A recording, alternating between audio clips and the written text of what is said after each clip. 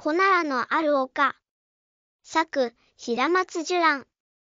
その絵は今にも壁から飛び出しそうだった。16歳にもなって絵ばかり描いて。絵ではご飯は食べられないよ。売り物になる花を摘んできておくれ。マリアはそう言って、ロゼッタから木炭の入った木箱を取り上げた。ママ、それはパパの形見なのに。ロゼッタは叫んだ。あんたのパパも絵ばかり描いて、どうしようもない男だったよ。何も残さないで死んださ。壁の絵は消しておくんだよ。汚いったらありゃしない、と吐き捨て、取り上げた木箱を持って、マリアは部屋を出て行った。消したくないよ。私のお友達。ロゼッタはうっすらと目に涙をためてつぶやいた。ロゼッタの部屋の壁には、少年と少女、ウサギやクマ、犬に猫、カラスにフクロウと様々な絵が描かれていた。すべて、ロゼッタが描いた、ロゼッタの友達だった。早く、花を摘んできておくれ。今日も上質の花を頼むよ。部屋の外からマリアの大きな声が聞こえた。わかったよ。ロゼッタは大きく涙声で返事をすると、空のバスケットを抱えて逃げるように家を出た。丘には行くんじゃないよ、わかったね。マリアは叫んだが、ロゼッタは耳を貸さず走り去っていった。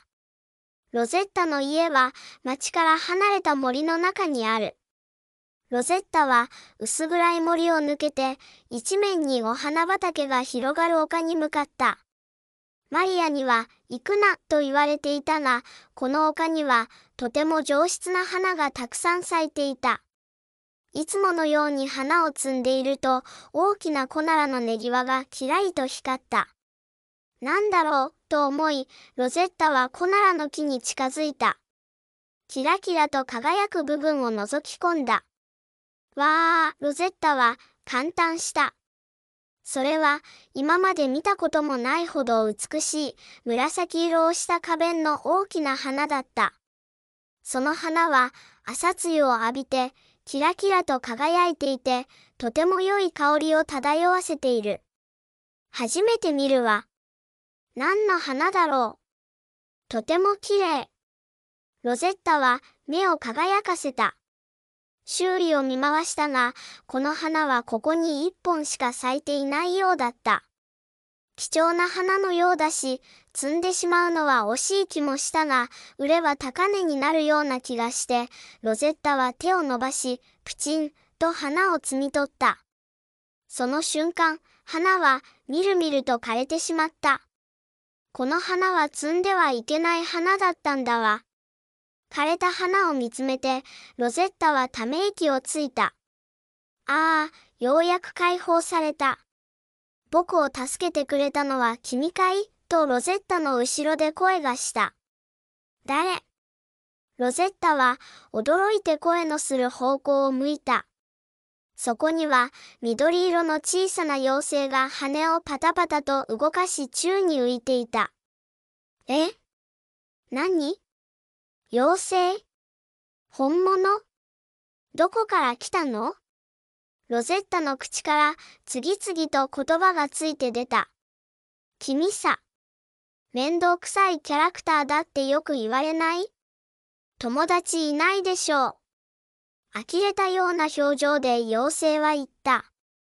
ロゼッタは妖精の言葉に一瞬口こもったが、自分だって気持ち悪い色してるくせに、とすぐに小声で反論した。気が強んだね。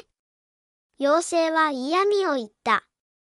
妖精はロゼッタを見ながらふーっと一息つくと、僕を解放してくれたお礼に、何でも欲しいものを一つあげるよ、という。え？本当に？ロゼッタは目をまん丸に見開いた。何でもいいなよ。好きなものを君にあげる。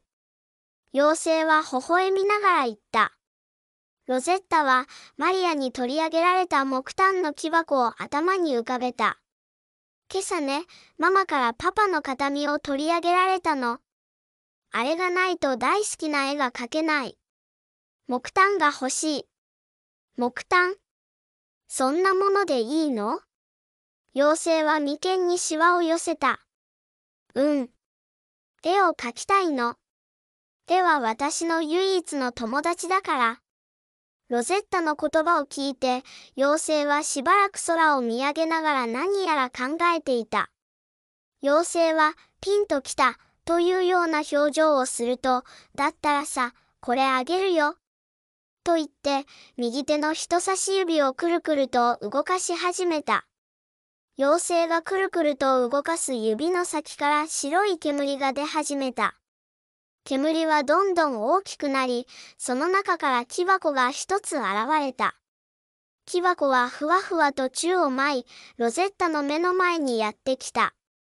ロゼッタが両手で木箱をつかむと、木箱はずしりと重たくなった。開けてごらん、と妖精が言った。ロゼッタはゆっくりと木箱を開けた。そこには、色とりどりの絵の具が入っていた。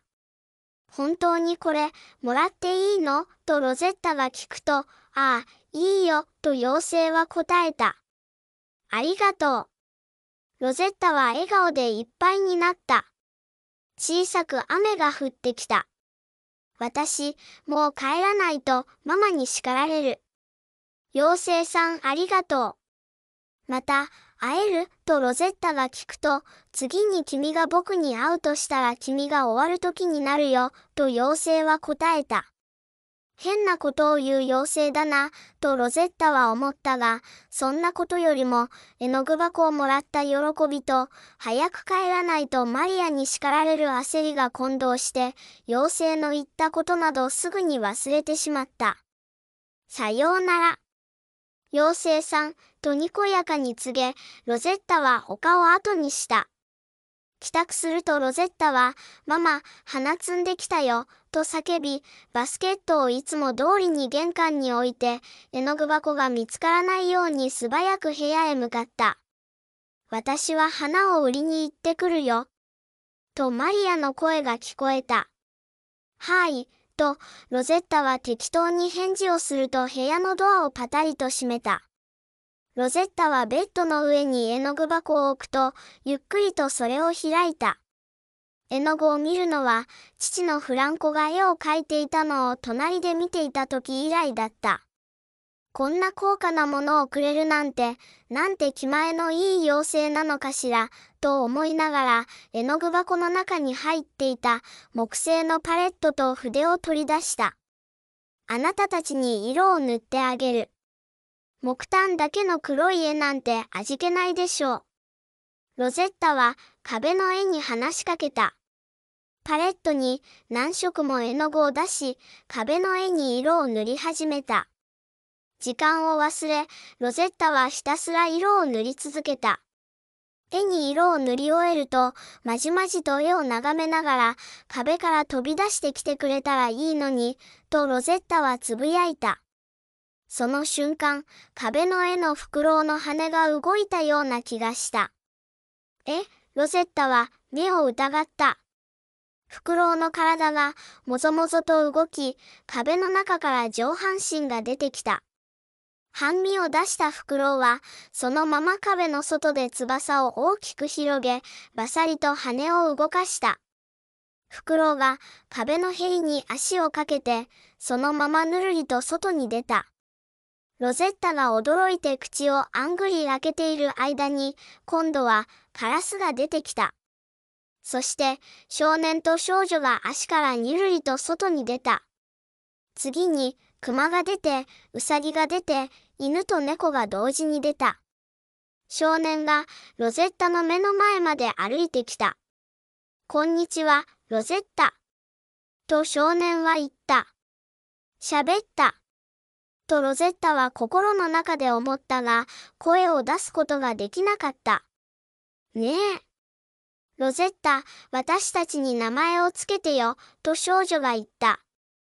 ロゼッタは腰が抜けて床に座り込んでしまった。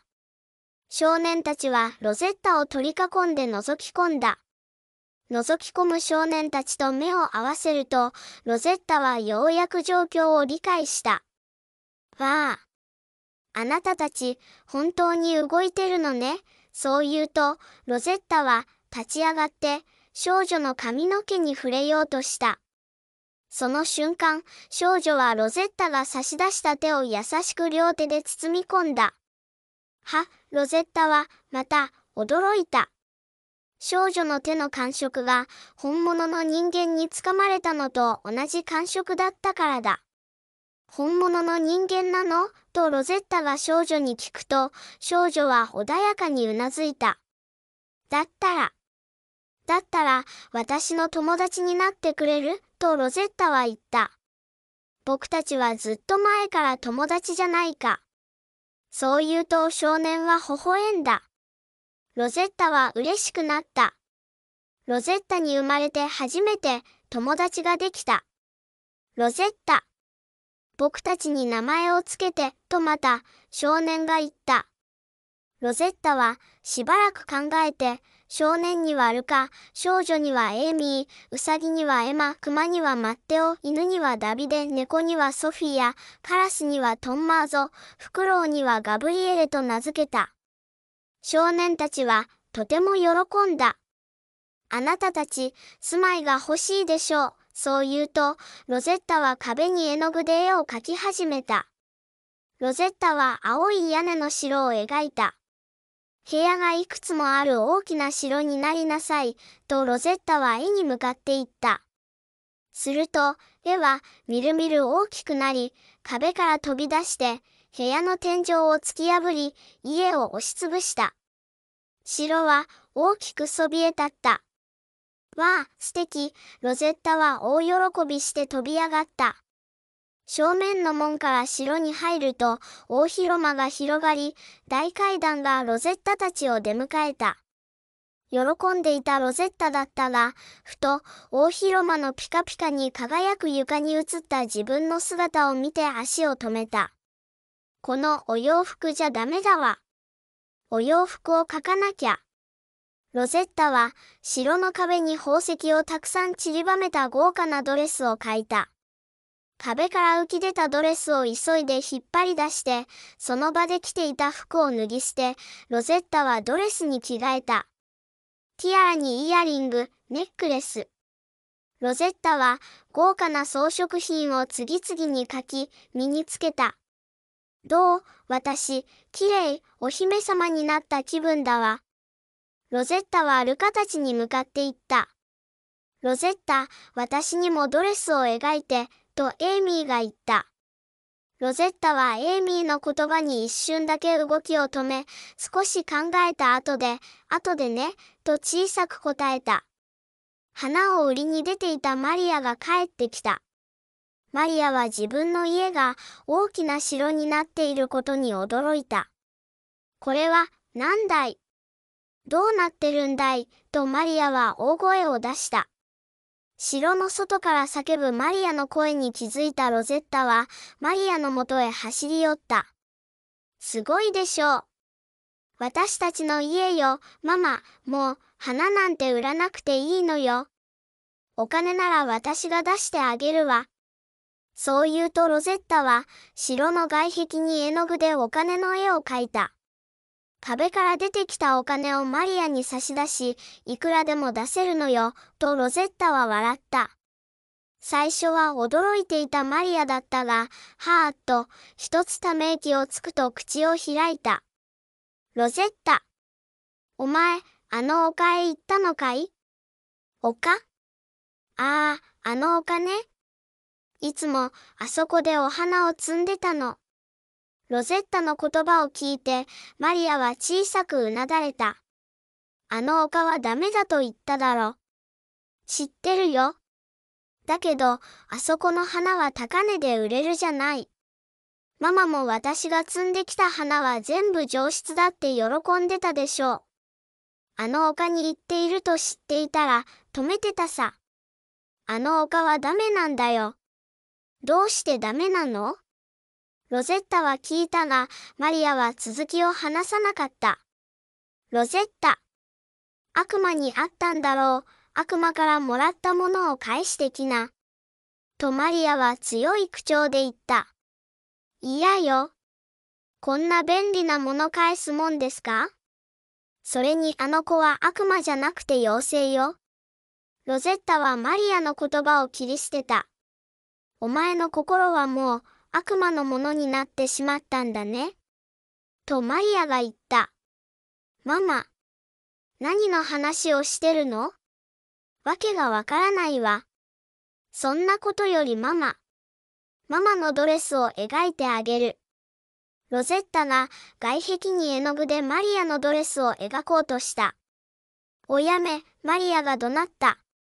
マリアの怒鳴り声があまりにも耳に響いたので、ロゼッタはとても不機嫌になった。ママはドレスはいらないの？ドレスを着て城に住みましょうよ。そして、贅沢をたくさんしましょう。ロゼッタは強い口調で言った。ロゼッタ。こんなに簡単に贅沢は手には入らないんだよ、とマリアは小さくつぶやいた。しかし、マリアの声はロゼッタには届いていなかった。これ以上、何を言ってもロゼッタは耳を貸さない、悪魔に取り憑かれてしまった、とマリアは感じた。マリアは浮かれるロゼッタを置いて、城を去ることにした。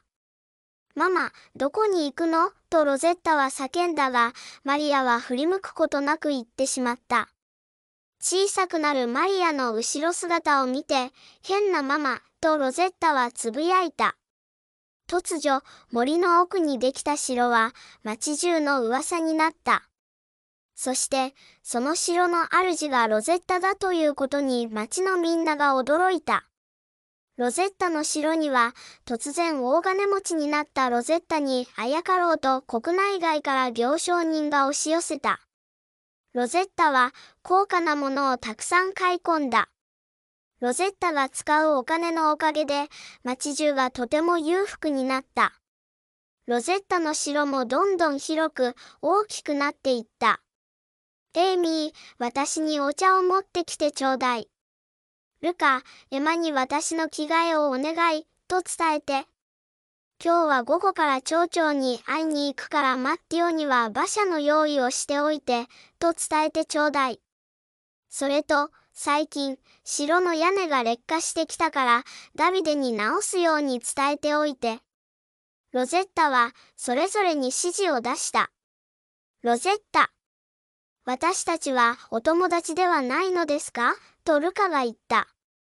ロゼッタは一瞬動きを止めて、少し考えてから、そうよ、私たちはずいぶん前からのお友達よ、と答えた。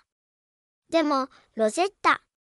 私たちの扱いは、なんだか使用人みたいだわ。エイミーが悲しそうに言った。ロゼッタの表情が一瞬こわばった。が、次の瞬間、ニコリと笑って、何を言っているのエイミー。私たちは仲間なのよ。仲間には役割があるわ。私はみんなに役割を与えているだけよ。役割があることで、みんながこの城で平和に暮らしていけるわ。私は、あなたたちを使用人と思ったことはないのよ、とロゼッタは答えた。エイミーはさらに悲しそうな顔をした。そんな顔しないで、エイミー。あなたもみんなも私の大事なお友達で、家族なんだから。みんなで協力し合って暮らしていきましょう、とロゼッタは言った。ロゼッタは、エイミーの頭を軽く撫でるとハイヒールのかかとをカツンカツンと鳴らしながら立ち去った。ルカとエイミーは顔を見合わせて、眉を潜めた。雨季に入り、強い雨が3日も続いていた。ロゼッタ。明日は嵐が来ます、とルカが言った。ダビデに城の補強工事を、ガブリエレに安全確認を怠らないように伝えて、とロゼッタは淡然と言い放った。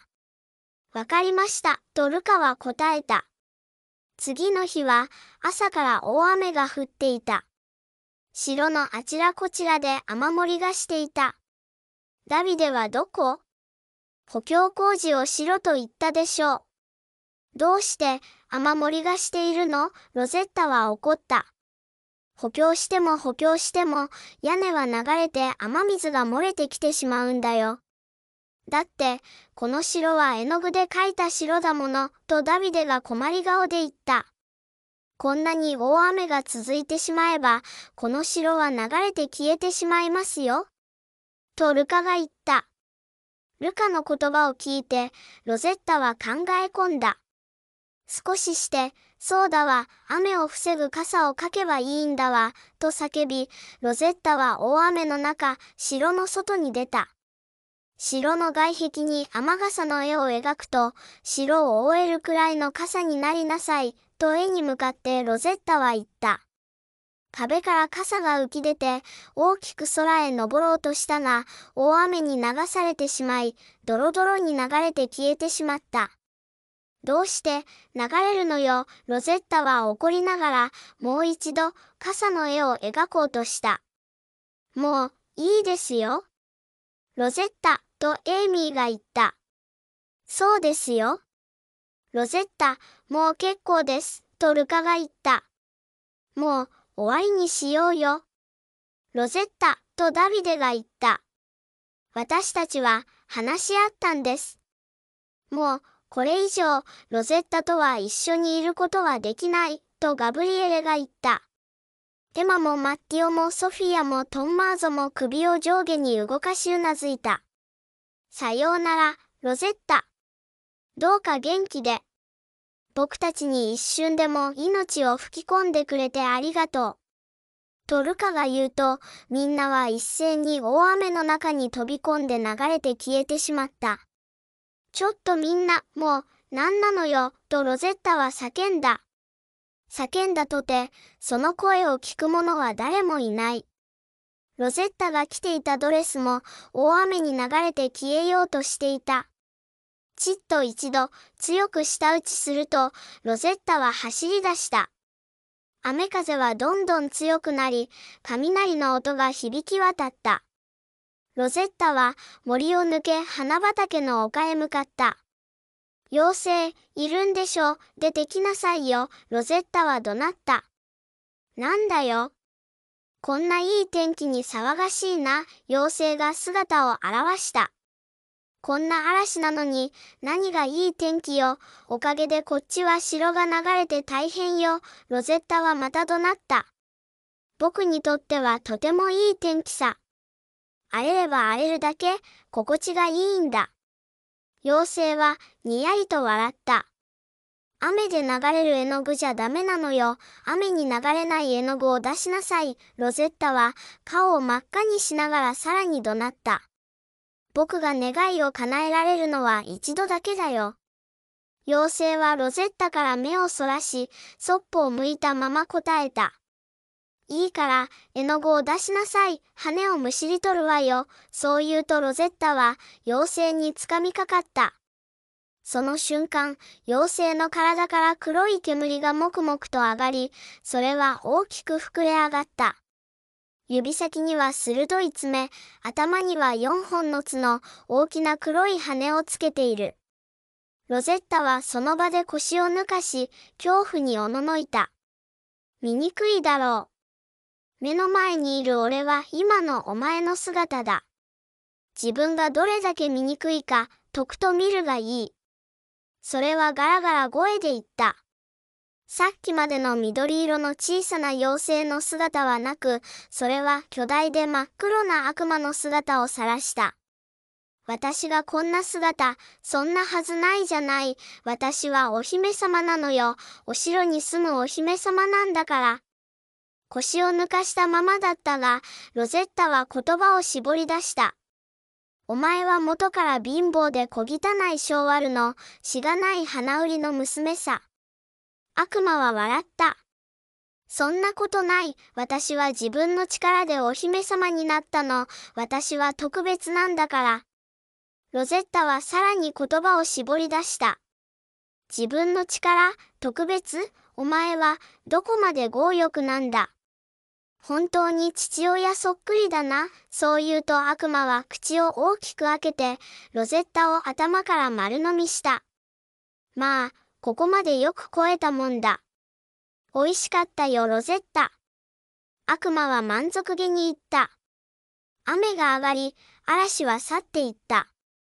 嵐が去ったのもつかの間、町は騒然となっていた。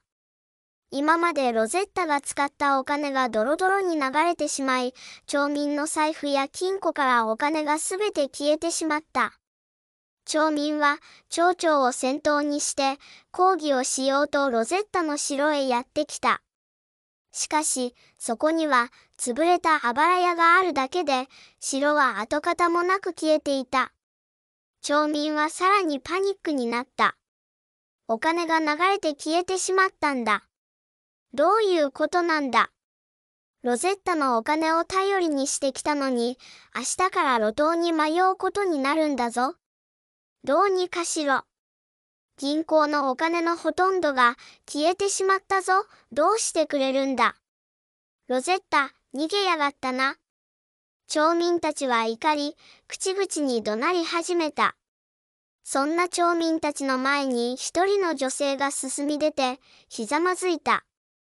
マリアだった。皆さん、娘がしでかしたことは、すべて私の責任です。お金は私が死ぬまで働いてお返しします。なので、許してください。マリアは、町民の前で深々と土下座をした。